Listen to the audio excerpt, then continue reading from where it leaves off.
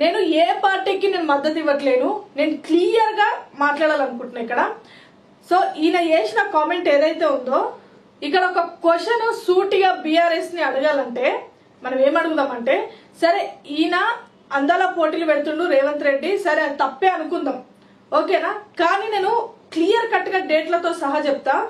పహల్గామ్ లో పాకిస్తాన్ అటాక్ చేసిన date April 22, 22 తారీఖుకి, April 22 తారీఖుకి Pahalgam పైన పాకిస్తాన్ అటాక్ చేసింది. అటాక్ చేసిన 4 రోజుల గ్యాప్ లోనే మళ్ళీ ఏప్రిల్ 27 తారీఖుకి పెద్ద సభ పెట్టిరు బీఆర్ఎస్ పార్టీ వాళ్ళు. అది మామూలు సభ కాదు, ఇంకా కోట్లాది మంది జనాలు వచ్చినారు.